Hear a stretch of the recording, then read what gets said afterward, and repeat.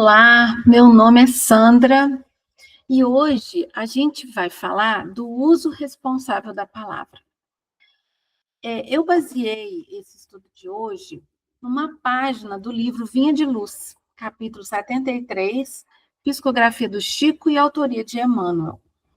Então, vamos ver o que Emmanuel nos convida a estudar hoje. Bem, nessa página, Emmanuel ele tira um trechinho das cartas de Paulo, especificamente da carta de Paulo a Timóteo.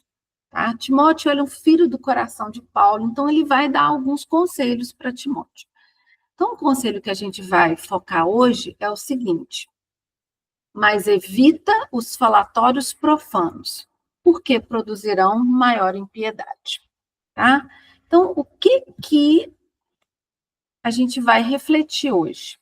Tá? Nós vamos refletir, gente, sobre o uso da palavra. Algo tão comum, tão cotidiano, mas que, segundo Emmanuel, possui consequências espirituais profundas. Então, vamos ver o que Emmanuel nos traz. Então, Emmanuel começa o texto falando o seguinte: poucas expressões da vida social ou doméstica são tão perigosas quanto o falatório desvairado. Então, ele vai falar que esse falatório sempre informa ao nosso derredor elementos enfermiços, afeições de vermes letais que proliferam no silêncio. Olha que coisa nova, né? Que coisa que a gente não esperava.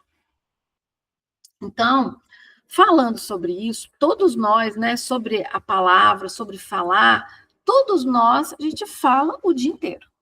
A gente fala em casa, a gente fala no trabalho, a gente fala na rua, nas redes sociais, no telefone, no WhatsApp. Se você for igual a mim, você fala até sozinha, né? Então, a palavra, gente, está presente em praticamente todas as nossas relações, tá? Mas raramente a gente para pensar o que a gente está fazendo com a nossa palavra. Quer dizer, a gente está usando a nossa palavra para construir ou para destruir? Para consolar ou para ferir? A gente não costuma pensar nisso, não é? Emmanuel, ele então comenta nesse início que poucas coisas, olha bem o que ele fala, é um negócio muito sério, gente, poucas coisas são tão perigosas quanto o falatório desvairado. Mas aí você pode estar se perguntando, o que ele quis dizer com falatório desvairado? Tá? Falatório desvairado não é só que falatório a gente tem aquela ideia assim de falar muito, mas não é só isso que o Emmanuel está falando. Falatório desvairado é falar sem refletir, sem reflexão, sem parar para pensar. Falar sem caridade, né? Sem pensar no que aquilo pode causar no outro. Falar sem responsabilidade. Isso que ele coloca que é perigoso, tá? Vamos dar uns exemplos? Então, eu coloquei aqui, por exemplo, no trabalho. Duas pessoas estão conversando. Então, uma vira para a outra e fala assim: você viu o que aconteceu com fulano? Aí o outro fala: ah, vi, né? Mas também ele sempre foi assim, assim. Aí a gente faz o quê? Uma lista. Então, essa conversa começou com um comentário. Logo, já virou uma crítica, né? E depois um julgamento. E sem a gente perceber, gente, a gente vai entrando no clima. E aí a gente começa a falar da vida de uma pessoa que a gente, às vezes, nem sabe se é verdade. Né? Muitas vezes a gente, como a gente fala, né? A gente vende o peixe do mesmo jeito que a gente comprou. Então, ou seja, a gente não sabe se aquilo é verdade e a gente só passa para frente. Tá? Vamos ver um outro exemplo. Então, esse aqui é um exemplo de falatório, né? Falatório desvairado, como coloca o Emmanuel. Na nossa família, num almoço de domingo, tá todo mundo reunido, e aí uma fala para a outra assim: nossa, você soube da separação da prima fulana? Aí a outra fala: não, mas também daquele jeito, como é que ia dar certo? Sem perceber, a gente julgou, comentou e criticou. Essa conversa, gente, poderia, né? A gente poderia ter usado a palavra nesse caso para consolar. A prima fulana, ela deve estar triste passando por essa situação, né? Uma separação não é fácil. Então, a gente podia chegar na prima e falar: ô, prima, fiquei sabendo que se separou, o que aconteceu? Você está precisando conversar? Usa a sua palavra para confortar. Mas, em vez disso, muitas vezes a gente faz o quê? O falatório desvairado, que é, né, em vez da gente usar para confortar, a gente usa para expor a dor alheia, né, para criticar. Isso é um exemplo de falatório desvairado. Outro exemplo é o WhatsApp. Alguém manda uma mensagem, né? Uma foto, e aí fala: oh, olha o que aconteceu com fulano. E aí mostra a foto, né? E tudo, e aí todo mundo já começa. Ah, eu já sabia. O outro fala: nossa, mas eu sempre achei isso de fulano. Aí a outra: nossa, não presta mesmo. Não é? Não acontece isso, gente. Em poucos minutos, aquilo ali virou um assunto, um julgamento, uma condenação pública, e a pessoa nem pode se defender. Não é? Bem, pergunta.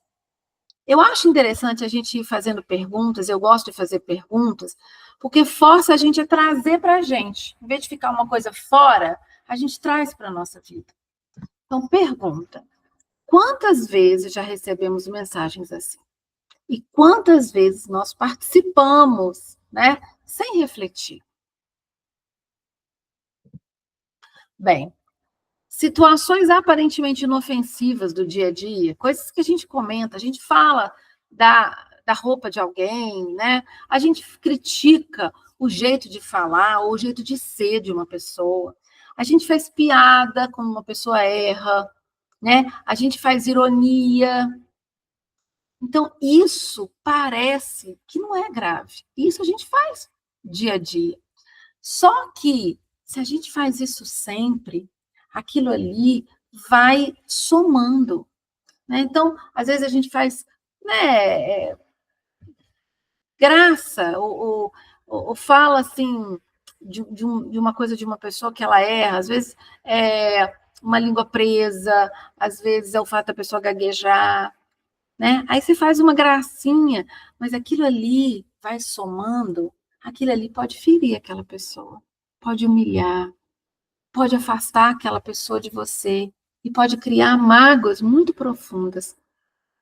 Então, muitas vezes a gente está usando a nossa palavra para fazer o mal e nem está se dando conta disso. A gente não se dá conta que isso fere. A gente acha que não tem problema, né, é só para rir, não tem problema. Mas quando é com a gente percebe, não é?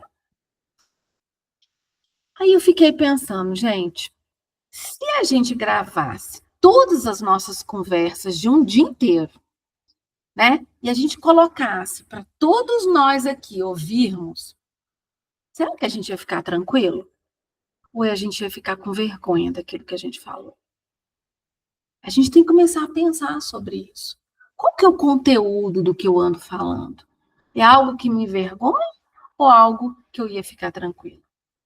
Cada um eu acho que tem que analisar, tá? Então, vamos continuar para ver o que Emmanuel traz para a gente nesse texto. Então, Emmanuel fala o seguinte: em toda parte, a palavra é índice de nossa posição evolutiva. Então, olha que interessante.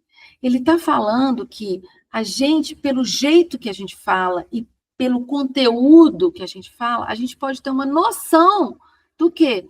Da nossa evolução, né?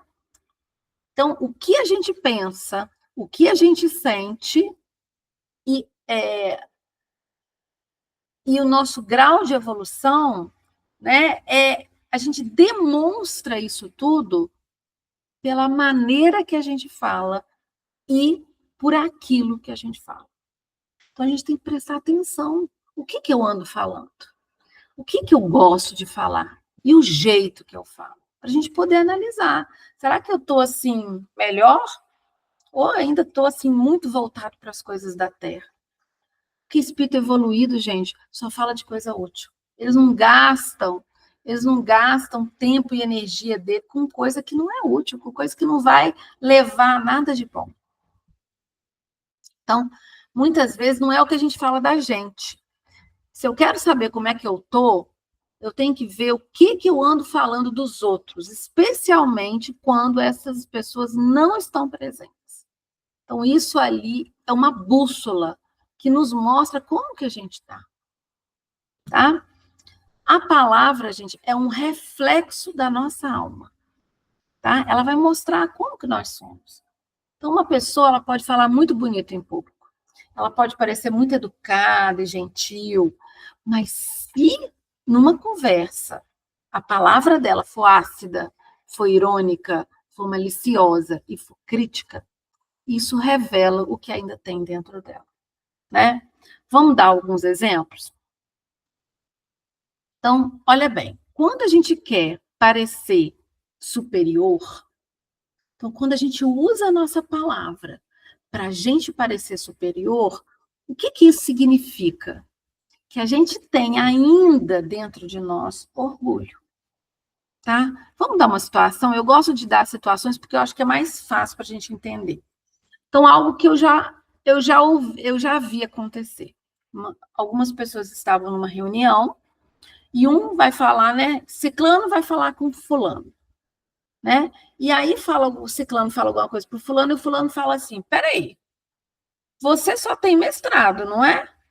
Aí o ciclano falou: é, só tenho mestrado. Ele falou: pois é, eu tenho pós-doutorado.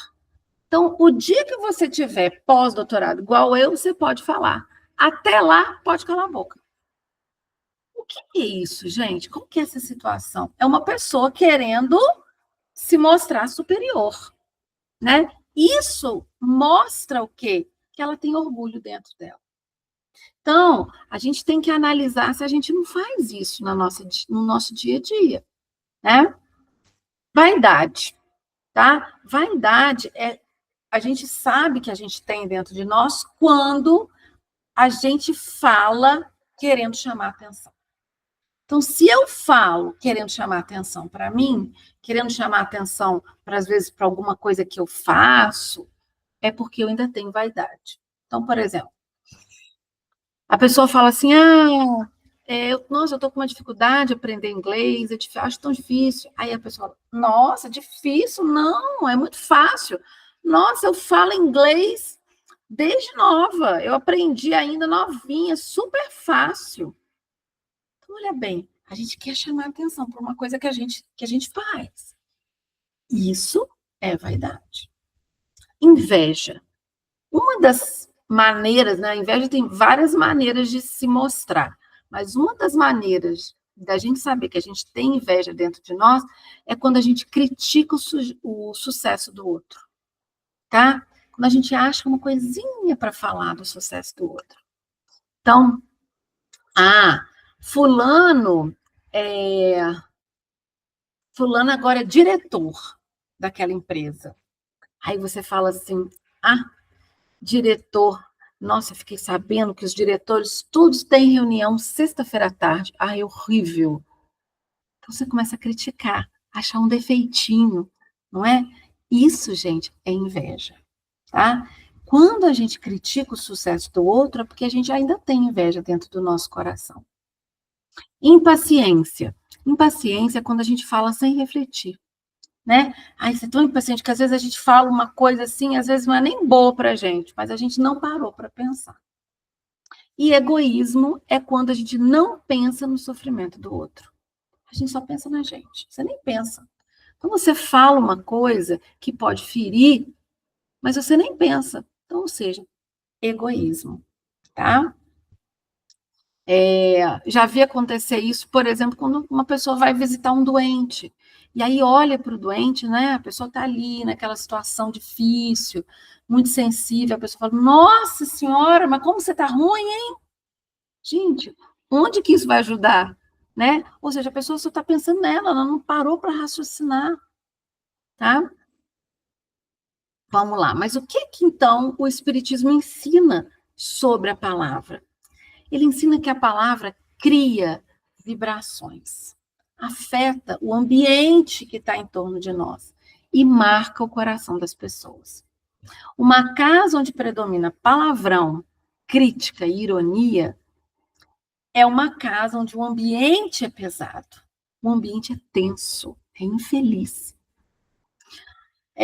A Ana Guimarães, que é mãe da Anete Guimarães, ela contou uma história quando foi visitar a nossa cidade, e ela falou o seguinte, que uma vez ela foi fazer uma visita na casa de uns amigos espíritas que tinham acabado de ter neném, né? Então ela foi visitar a criança.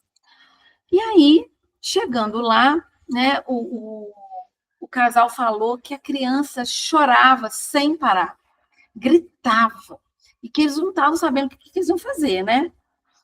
Só que quando a Ana Guimarães entrou naquela casa, ela começou a ver o ambiente espiritual da casa. E ela via, assim, ela falou que ela via uma substância, assim, escura e mal cheirosa nas paredes. Ela falou assim, parecia que alguém tinha colocado um cocô numa meia e tinha rodado, porque aí tinha, né, estava espalhado. E ela não estava entendendo o que era aquilo. E aí o amigo espiritual dela aparece e explica. Aquilo que ela estava vendo era os palavrões que aqueles dois falavam, né? Eles estavam muito nervosos, um falava com o outro. Palavrão era costume deles, e aquilo ali impregnava aquele ambiente, e aquela criança que era mais sensível sentia essa vibração, esse ambiente pesado, e ela chorava, porque ela não tinha outra maneira de fazer. Então, olha, gente, que coisa. Como que a gente tem que pensar? Né? Às vezes a gente nem presta atenção e a gente fala usando palavrão. Olha o que a gente está fazendo com o nosso ambiente doméstico. Agora, de outro lado, né? Se um lar predomina palavras de apoio, predomina gentileza, compreensão, um lar onde se faz o culto no lar, se faz oração, aquele ambiente torna-se um refúgio espiritual, não é? Então, olha que responsabilidade que a gente não está prestando atenção. Pergunta: que tipo de ambiente nossas palavras estão criando em nossos lares? Cada um pensa aí. E aí, Emmanuel continua.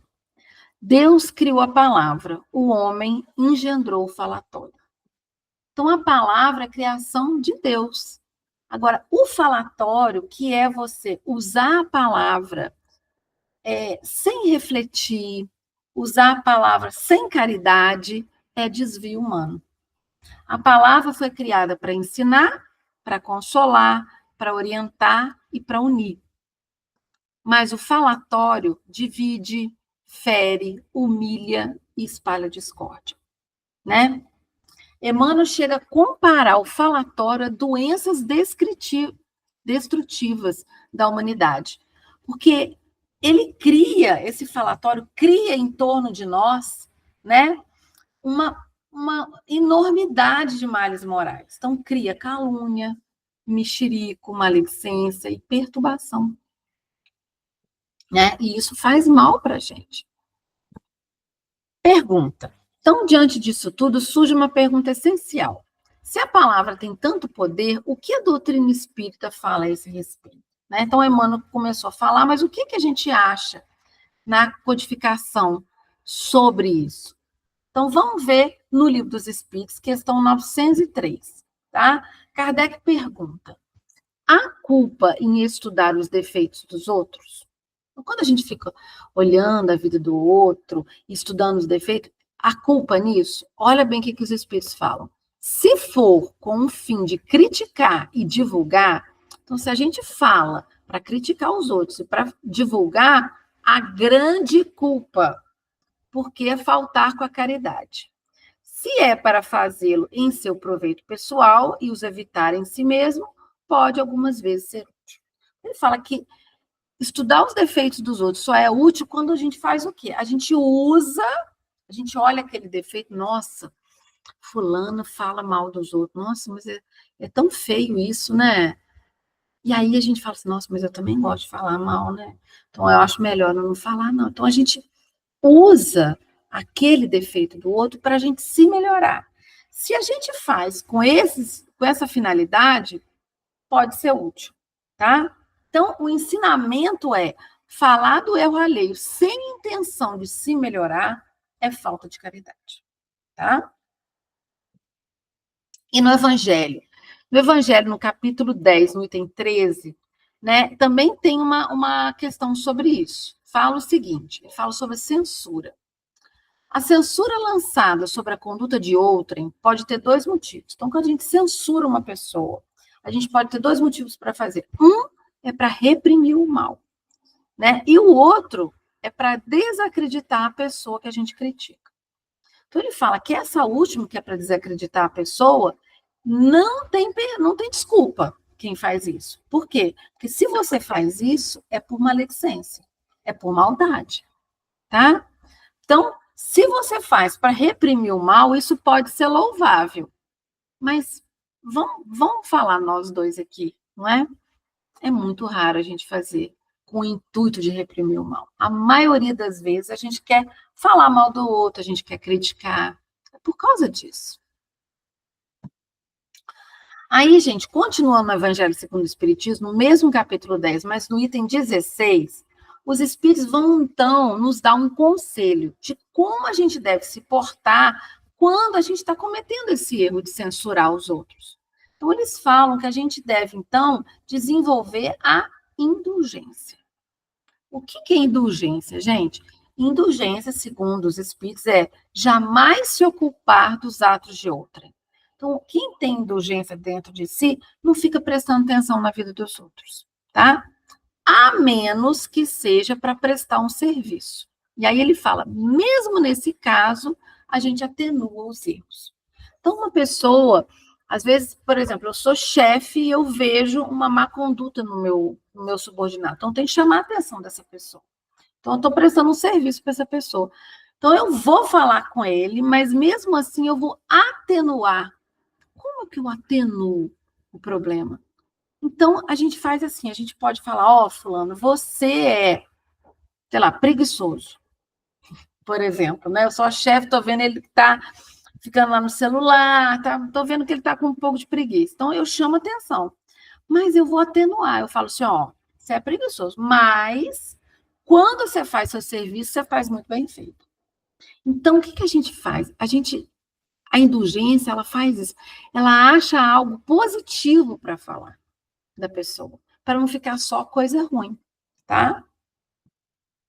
Então, a indulgência, gente, não se ocupa dos erros alheios, não comenta quedas e não espalha os defeitos. Fica calado, tá? A indulgência só fala do erro quando é para ajudar, para orientar ou para socorrer. E mesmo assim, como a gente falou, com suavidade, né? Vamos dar uns exemplos? Então, por exemplo, um colega comete um erro no trabalho. A gente tem duas atitudes: a atitude do falatório ou a atitude da indulgência. Como é que seria a atitude do falatório? Nossa senhora, você viu o que fulano fez? Ah, ele sempre foi assim, desorganizado, né? Esse é o falatório, não é? Falar o quê? Sem caridade. E como é que seria a atitude da indulgência? Nossa senhora, fulano errou, né, gente? Mas também ele está passando por aquela situação tão difícil.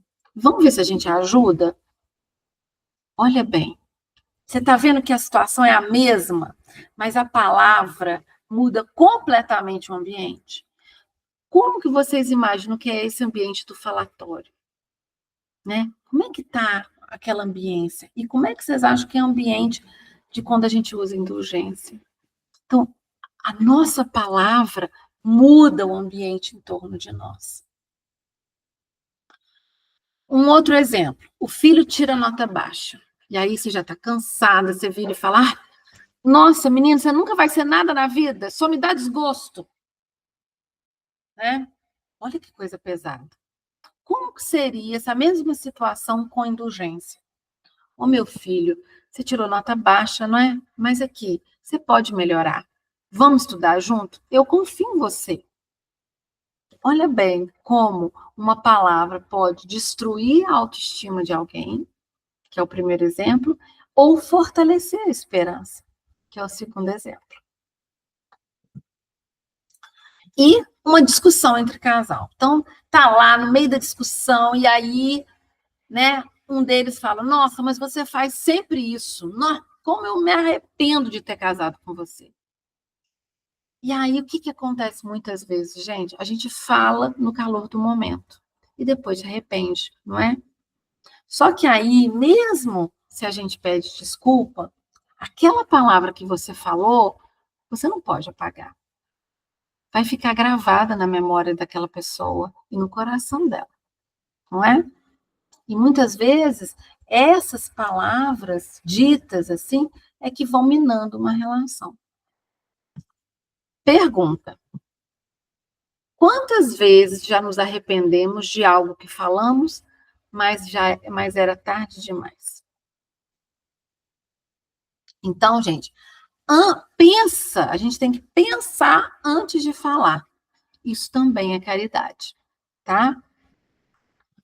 A doutrina espírita nos ensina que a caridade não é só material, a caridade também é moral. E também a gente pode expressar a caridade pela nossa palavra. Então, uma frase pode levantar alguém que está desanimado, pode acalmar alguém que está revoltado, pode consolar alguém que está em sofrimento, né? Às vezes, uma única frase muda o rumo do dia inteiro. Olha bem, gente, não sei se vocês já passaram por isso, vocês estão numa situação difícil, e aí uma pessoa vira e fala assim: olha, eu tô com você, você não está sozinho. Como que isso te dá força, não é? Então, às vezes, uma frase muda. Como a palavra tem essa força? Alguém fala: olha, não desiste, você vai conseguir. Né? Como que isso nos ajuda? Então, gente, nós temos que pensar isso. Nós temos que pensar como que a nossa palavra, como que a gente está usando as nossas palavras, né? A gente está usando para o bem ou para o mal? Bem, se falar mal, julgar e criticar é algo tão comum, como que a gente pode vencer essa tendência dentro de nós? Como dominar essas imperfeições? Como é que a gente pode fazer, né? Então, a doutrina espírita não mostra só o erro, mas ela mostra também o caminho para a gente transformar, né? Esse caminho começa com o autoconhecimento, tá? Questão 919 do Livro dos Espíritos. Kardec pergunta: qual o meio prático mais eficaz que tem o homem de se melhorar nesta vida e resistir à atração do mal? Então, como que a gente pode melhorar? Os Espíritos falam, perdão, um sábio da antiguidade Volo disse: conhece-te a ti mesmo. Então, gente, a gente primeiro tem que se conhecer, porque ninguém muda aquilo que não vê dentro da gente. Então, para eu melhorar a minha palavra, eu tenho que fazer o quê? Eu tenho que entender que a minha palavra está sendo mal usada, não é? E para isso eu tenho que fazer o quê? Uma análise, tá? Fazer essa análise, essa autoanálise, né, é a base do que o Espiritismo chama de reforma íntima, tá? Então, eu tenho que fazer, ou eu devo fazer, o meu autoexame diário. Né? Santo Agostinho, ele fala isso para a gente, que ele fazia isso. No final do dia, o que ele fazia? Ele repassava o dia dele, pensando o quê? Se ele tinha dito algo que ele mesmo não gostaria de ter ouvido, né? Que se ele tinha ferido alguém com palavras ou com atos, e se tinha falado mal de alguém. Né? Então, assim, se a gente fizer uma análise no final do dia, e às vezes a gente pega, nossa, mas realmente eu falei de um jeito grosso com aquela pessoa. E aí o mais importante é a gente tentar entender os porquês. Por que eu falei isso? Por que aquilo que ele falou me doeu tanto que eu tive que revidar? Porque é assim que a gente vai se conhecendo. E é assim que a gente vai vendo aonde que a gente tem que melhorar. Então, olha bem, uma discussão em casa. Você se irrita e fala de forma dura com o familiar. E aí, à noite, você deve refletir e pensar: nossa, eu exagerei, né? Eu fui injusto, eu podia ter falado com calma. E aí, no dia seguinte, o que você pode fazer? Primeiro, pedir desculpa. E o mais importante, procurar agir diferente. Então, não basta só a gente pedir desculpa, a gente tem que tentar mudar. Nossa, eu fiz isso, não foi legal, então eu vou tentar não fazer. Eu vou tentar descobrir o porquê que eu fiquei chateado, entender e ir fazendo força para melhorar. Então, esse é o verdadeiro progresso espiritual. A gente erra, a gente tem que reconhecer que errou e fazer esforço para se melhorar. O progresso espiritual, gente, não é de uma hora para outra, ele é gradual.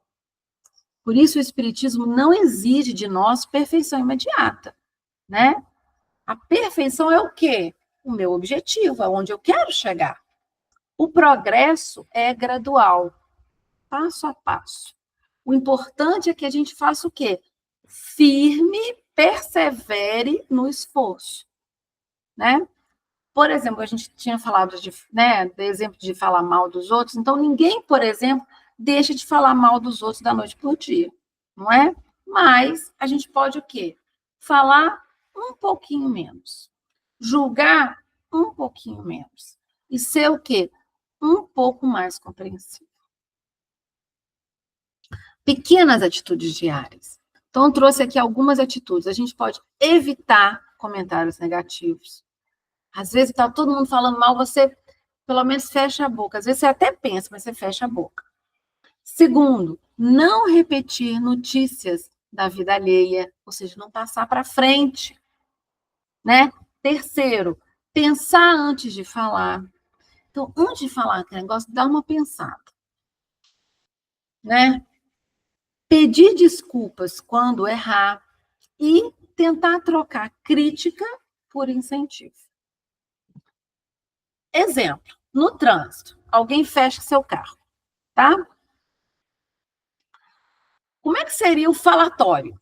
Aí a gente, né? O falatório lá que Emmanuel está falando seria: eu xingo, eu grito, eu ofendo aquela pessoa, só você não sabe dirigir, compra carteira, não é?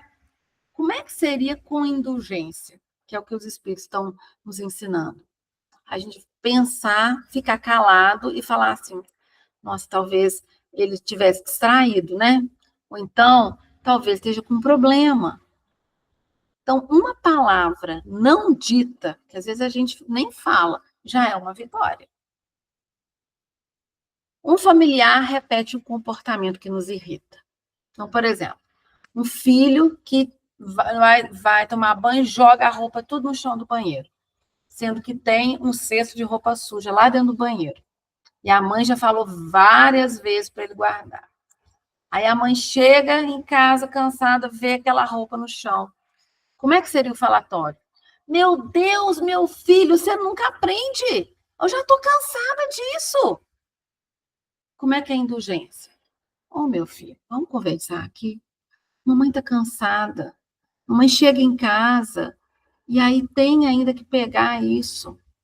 Vamos combinar, né? Vamos fazer isso. Eu vou comprar um cesto maior, eu vou colocar isso.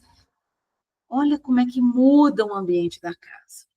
Então, a indulgência evita conflitos desnecessários. Então, o que a gente pode fazer? Né? Jesus já tinha falado que a gente tinha que vigiar e orar. Então, a vigilância, nesse caso, acontece num instante muito curto, que é aquele momento entre o meu pensamento e a minha fala. É aquele segundo que eu posso falar no impulso ou refletir antes de falar. Por isso, esse segundo é decisivo. A gente tem que ter vigilância naquilo que a gente fala. Pergunta: quantas dificuldades teríamos evitado na vida se tivéssemos esperado alguns segundos antes de falar? Não é? E aí, gente, para terminar o texto, Emmanuel fala que o falatório é desperdício. Que cada frase do discípulo do Evangelho deve ter um lugar digno e adequado. Então, todos nós aqui estamos querendo ser discípulo do Evangelho. Mas ser discípulo do Evangelho, gente, dentro da casa espírita, por exemplo, né, não significa só frequentar a casa, ler livro doutrinário, fazer prece e participar de estudo. Ser discípulo do Evangelho, segundo o Espiritismo, né, significa principalmente eu transformar a minha vida para melhor. E essa transformação começa com atitudes simples. Por exemplo, hoje nós estamos falando da forma que a gente fala, do conteúdo que a gente fala, tá? Porque, como a gente falou, a palavra é a manifestação mais imediata do nosso mundo interior. A gente tem até um ditado que fala: a boca fala do que o coração está cheio. Tá? E é exatamente isso. Então, a gente pode usar, gente, os 3 crivos de Sócrates. Sócrates falava que antes da gente falar, a gente tinha que perguntar para si mesmo 3 coisas. Isso é bom? Tá? Isso vai fazer algum bem? Isso é útil? Tem alguma utilidade eu falar isso? E o terceiro, isso é verdadeiro? Eu tenho certeza absoluta que isso é verdadeiro? Se a resposta for não para qualquer uma dessas perguntas, talvez o silêncio seja a melhor escolha, né? Então, muitas vezes o silêncio é uma forma de caridade. A gente silencia uma crítica, a gente silencia um comentário maldoso, uma ironia, um julgamento, né? Quando o silêncio é consciente, a gente cala com consciência, né? Ele não é uma omissão, ele é uma sabedoria.